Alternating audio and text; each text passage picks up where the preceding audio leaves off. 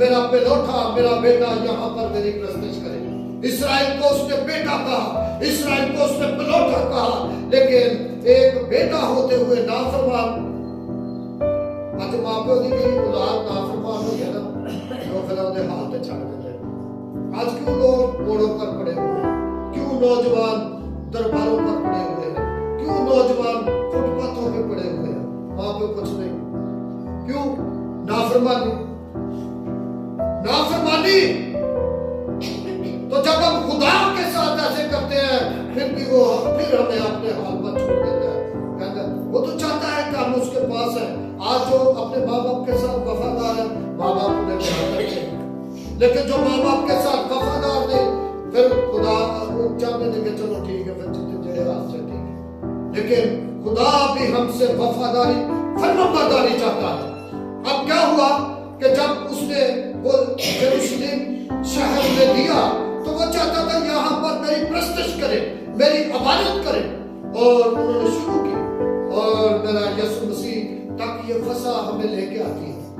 और क्या हुआ कि जब यीशु मसीह इस दुनिया में आया, तो वो चाहते थे यहूदी कि हम इसे ईद के बाद गिरफ्तार करें। यहां पर आप गौर कीजिएगा, यहूदी चाहते सन, उन्होंने प्लान बनाया ताकि असं इकट्ठे होइए। काइफा एक सरदार था, उनके वो जो घर था या जो भी, वहां पर जमा हुए ताकि हम ना यीशु मसीह को गिरफ्तार करें और इसे खत्म करें।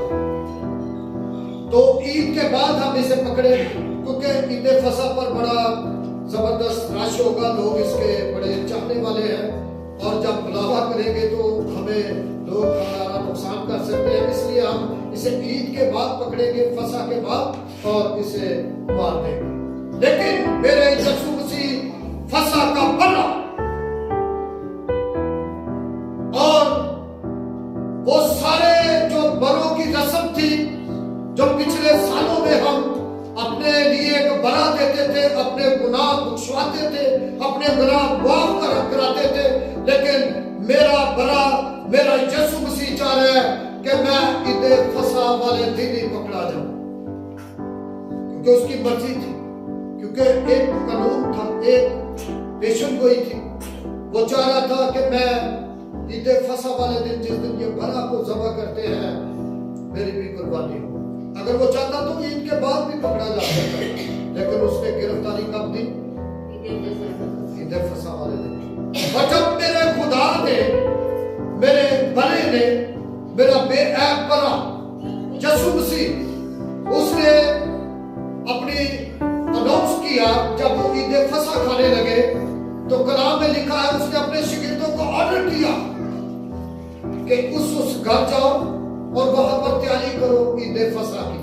अब मेरे यीशु मसीह ने एक नया मफहूम, एक नया मतलब फसा को दिया। कैसे? निकालिएगा पहला कुरिन्थियों 11:23 निकालिएगा।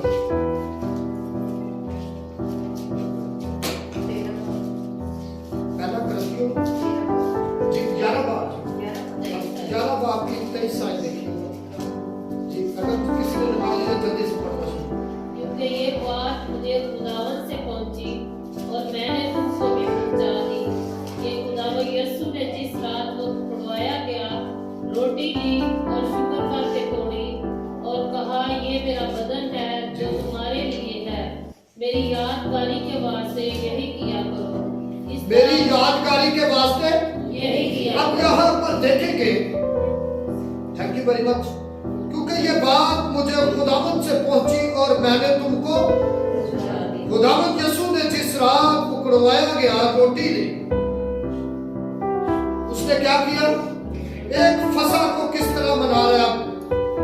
यहूदी लोग जो थे, आज गौर कीजिएगा मेरी तरफ, खुदावंद का ऑर्डर था कि तुम जब भी फसा बनाओ अपनी फैमिली के साथ, किसके साथ?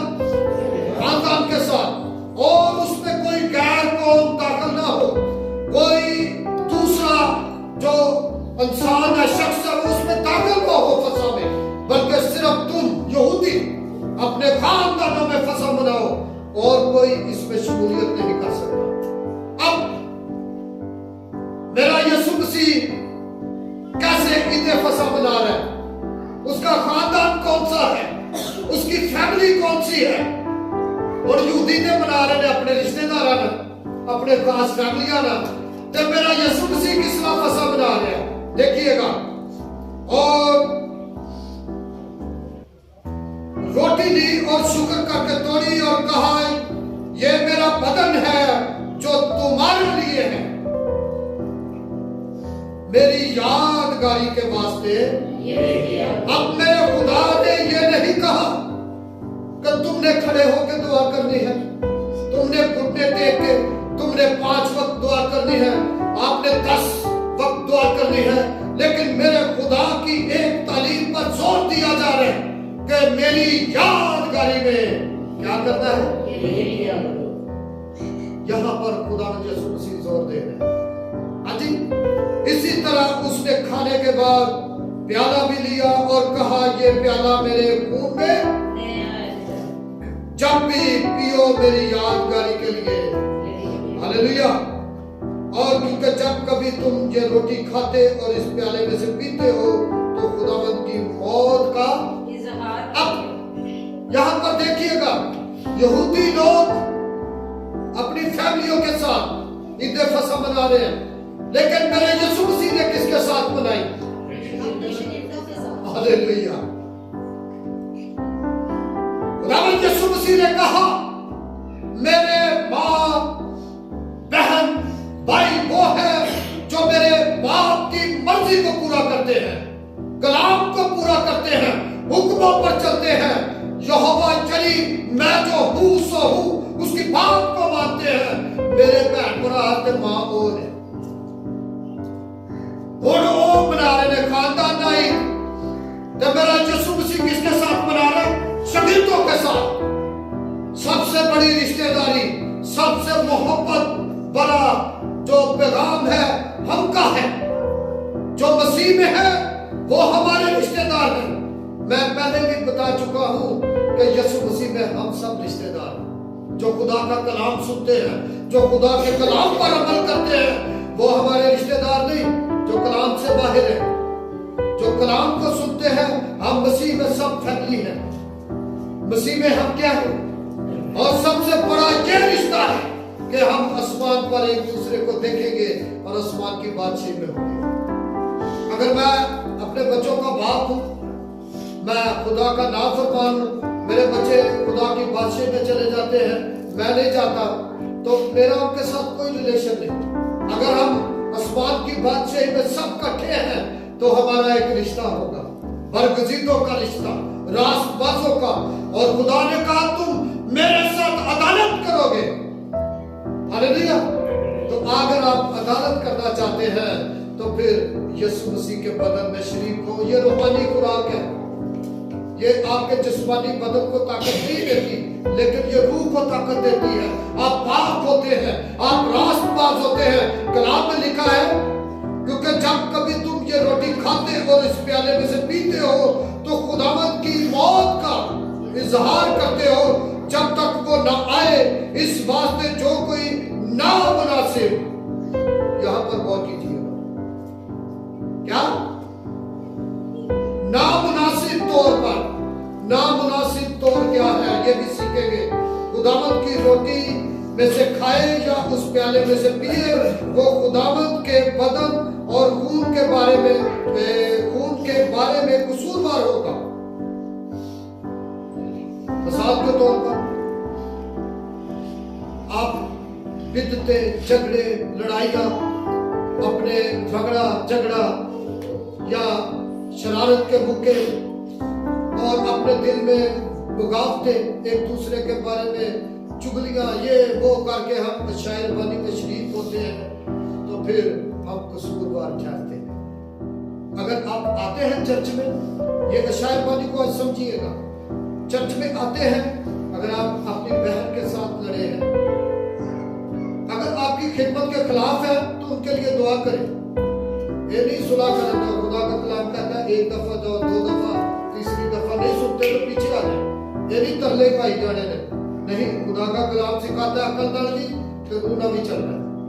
अब मिसाल के तौर पर आप बहन के भाई के साथ लड़े हैं, एक घर में रहते हैं, तो आप शायरबानी में आ चुके हैं, तो आप वहां पर अहद करें कि खुदाया मैं जाकर माफी मांगूंगा।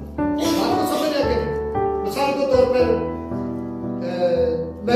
मेरी आस्तर में अच्छी लड़ाई हो जाती है, वो दिख रहती है, अच्छा, तो लड़ाई हो जाए तो मैं शायरबानी च आ रहे हैं, तो मैं कहना नहीं मैनू अफसोस है कि मैं भैन आस्तर नाल लड़ के आया हाँ, तो मेरी मुंह मारी हुई है, तो मैं जाने घर जाकर माफी पहले शायरबानी ले आ, क्योंकि शायरबानी आपको रूहानी ताकत बख्शती है। बात को समझ रहे? तो जाकर मैं भैन आस्तर को माफी मांग रहा, तो मेरे बड़ा बगड़ा दलेर कोई नहीं, दलेर मैं हूं। जो माफी नहीं मांगते वो दलेर नहीं है, वो बुज़दिल है, अबलीस की लपेट में है, अबलीस के शिकंजे में है। लेकिन खुदा का कलाम सिखाता है हमने साफ दिल, पाक दिल, रास्तबाज हर वक्त। पहले साल बाद होते थे, अब हम कितनी देर बाद शायरबानी करते हैं? महीने बाद। इसमें कोई वक्त नहीं, कभी भी हफ्ते बाद कर सकते हैं। लेकिन एक मसीह के खून को जो फसा का मरा हमारे लिए सलीब पर चढ़ गया और हमेशा के लिए उसने कुर्बानी दे दी, अब हमें बरों के देने की जरूरत नहीं। यहूदी ये भी फसा का बरा जमा कर देते, फसा की ईद मनाते हैं, बेकमीनी रोटी खाते हैं, कड़वा साग पात खाते हैं और वो मैं को याद करते हैं। लेकिन मेरे यीशु मसीह ने नया मफहूम तैयार किया कि अब जब हम खुदा यीशु मसीह पर ईमान ले आते हैं, फिर हमें किसी बरे को ज़बह करने की जरूरत नहीं। हमारा बरा कुर्बान हो चुका है, उसकी कुर्बानी एक दफा ही है, रोज रोज की नहीं।